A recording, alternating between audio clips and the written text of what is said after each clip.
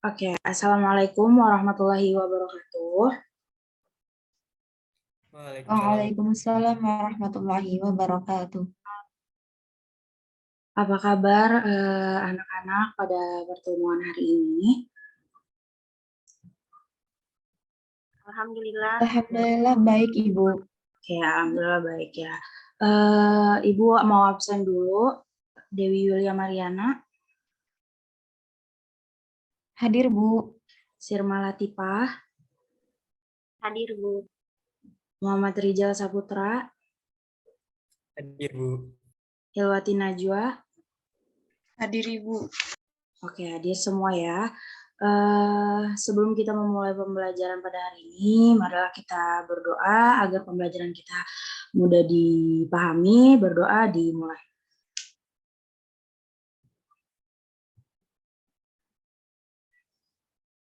Oke, selesai. Oke, Ibu mau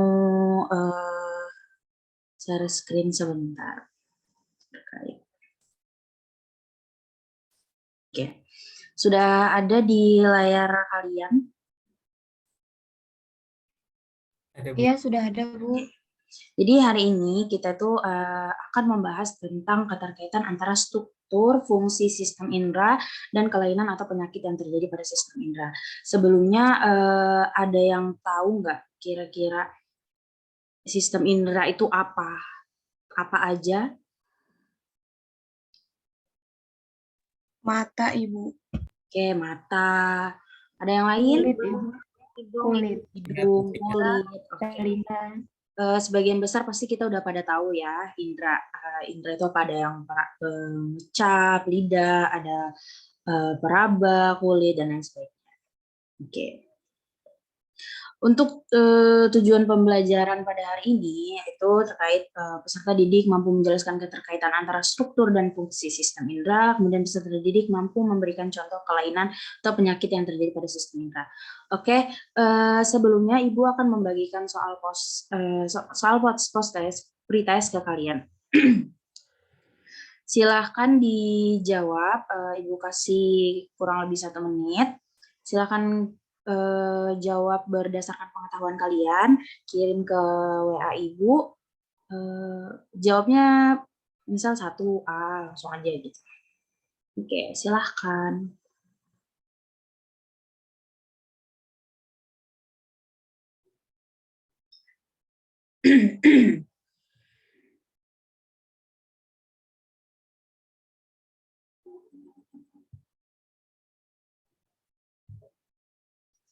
Oke, jadi sebelum kita masuk ke pembelajaran hari ini, sebelumnya makasih ya sudah jawab post-testnya, post-test atau pretestnya. Sebelum kita masuk, silahkan kalian pilih. Ibu bagi ke dalam kelompok dulu ya. Kelompok 1 ada Rijal Saputra dan Sirma Latifah. Kelompok 2 ada Hilwati Najwa dan Dewi Yulia Mariana. Kelompok Rijal mau pilih A atau B? Pilih aja.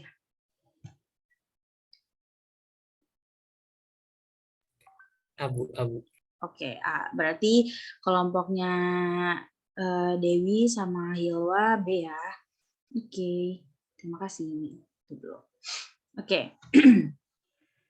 Jadi terkait dengan struktur dan jenis sistem indera dibagi menjadi 5 di dalam sistem indera. Itu ada yang fotoreseptor, kemudian ada kemoreseptor, ada mekanoreseptor, ada audioreseptor, termoreseptor.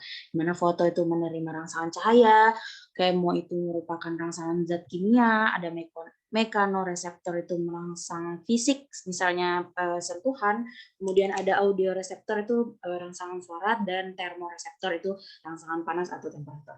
Yang pertama ada indera penglihatan. Indera penglihatan berupa fotoreseptor atau penerima rangsangan cahaya. Jadi mata itu merupakan indera penglihatan yang bertindak sebagai fotoreseptor yang mampu menerima rangsangan berupa cahaya. Jadi pada mata itu ada bagian-bagian yang terdiri dari sklera, koroid, retina. Yang mana sklera itu adalah lapisan paling luar, Kemudian koroid itu lapisan tengahnya, dan retina itu merupakan lapisan yang paling dalam.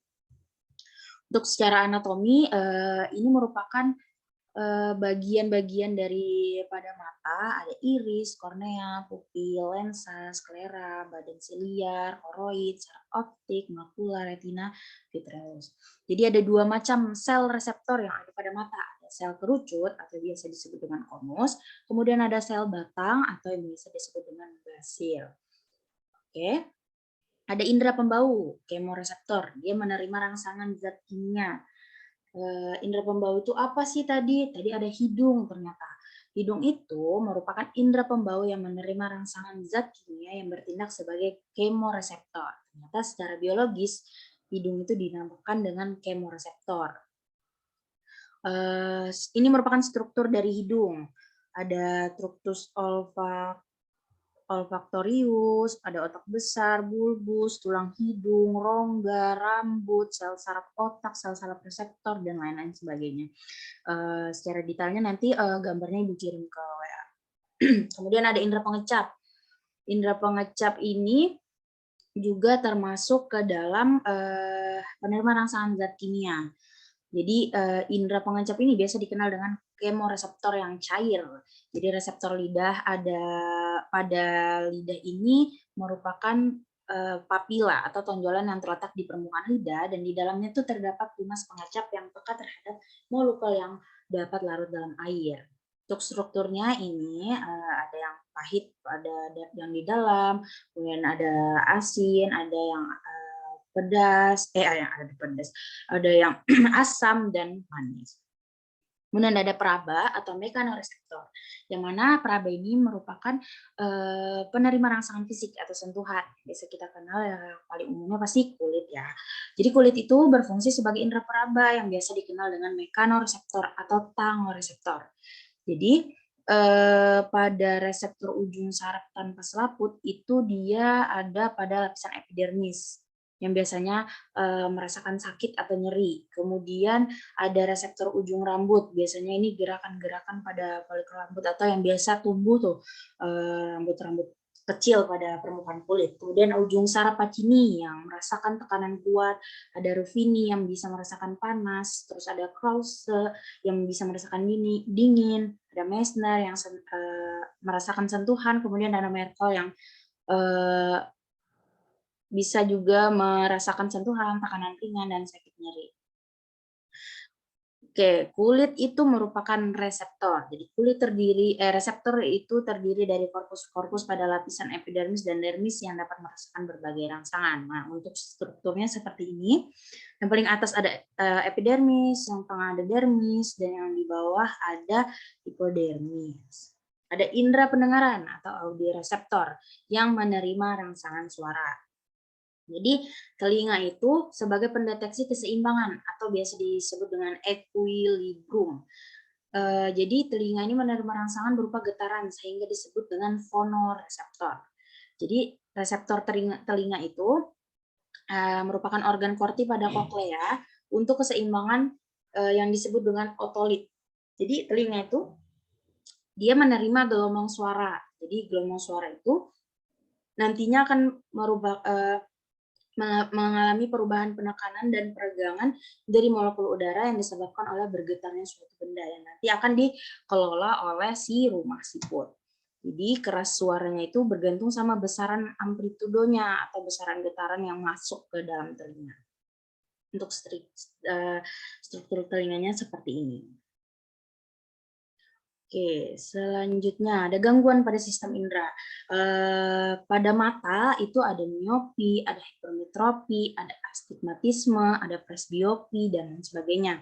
Kemudian pada indera pembau atau hidung ada hiposmia atau penciuman yang kurang mampu mencium bau. Terus biasa di hidung ini ada sinusitis.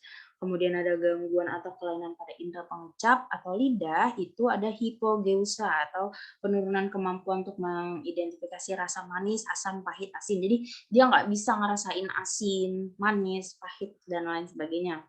Kemudian pada kulit ada luka bakar yang biasanya disebabkan oleh panas, listrik, dan zat-zat kimia. Kemudian ada gangguan pada indera pendengaran atau telinga itu ada tuli konduktif. Jadi tuli konduktif itu gangguan penerima suara yang masuk ke dalam koklea akibat kotoran atau nanah yang memenuhi telinga bagian tengah. Oke, terima kasih atas perhatiannya. Itu sedikit paparan materi dari Ibu. Jadi untuk kelompok-kelompok tadi, kelompok A dan kelompok B, itu nanti di WA akan Ibu bagikan paketnya. Yang A silahkan baca dan pahami materi yang A, kemudian yang B silahkan baca dan pelajari yang paket B. Itu berfungsi untuk memperkaya ilmu kalian untuk menjawab LKPD. Untuk soal LKPD juga sudah Ibu bagikan di WA, silahkan dikerjakan berdasarkan kelompoknya yang tadi.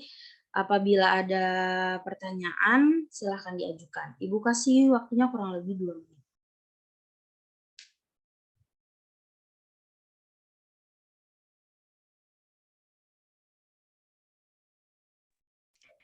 Dari saya cukup, Bu. Insya Allah dapat dipahami. Oke, terima kasih. Jawabannya juga udah masuk ya. Oke, sejauh ini berdasarkan LKPD yang sudah kalian jawab, sudah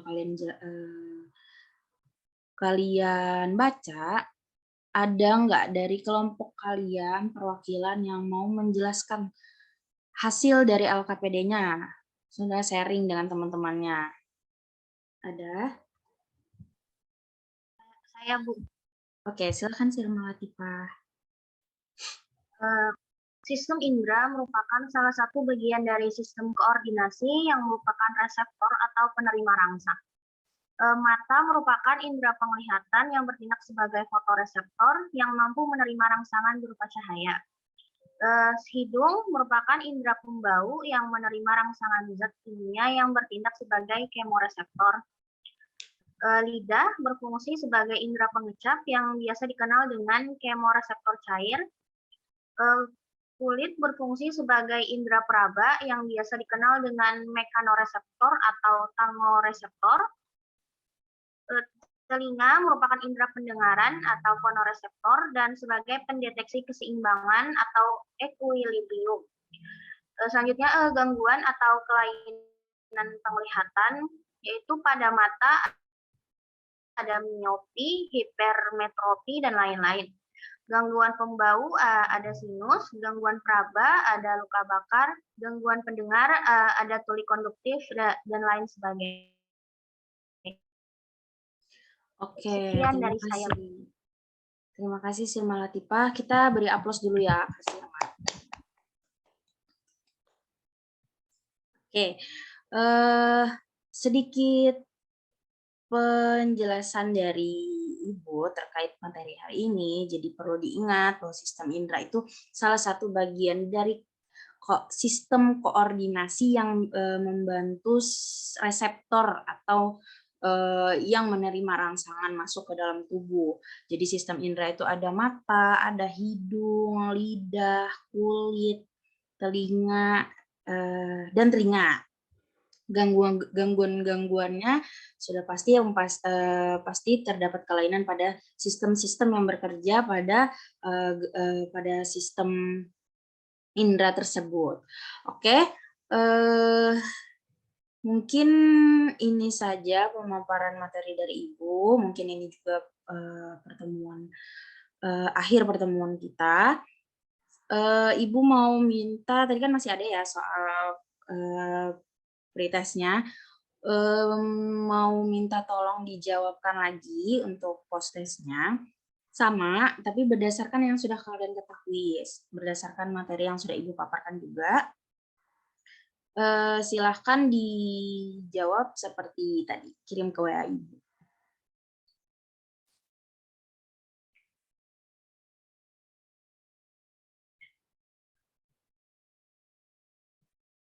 Oke, terima kasih soalnya udah masuk semua ya. Oke, jangan lupa untuk belajar untuk pertemuan berikutnya. Silakan dibaca-baca, dicari-cari terkait judulnya, jurnal atau artikel atau bahkan ada bukunya. Silakan untuk memperkaya ilmu. Terima kasih atas waktu dan perhatiannya. Ibu mohon maaf apabila terdapat kesalahan, kurang dan lebihnya Ibu sangat-sangat mohon maaf. Ibu akhiri. Wassalamualaikum warahmatullahi wabarakatuh. Waalaikumsalam warahmatullahi wabarakatuh. Terima kasih. Wabarakatuh. Terima kasih, Ibu. Oke, sama-sama.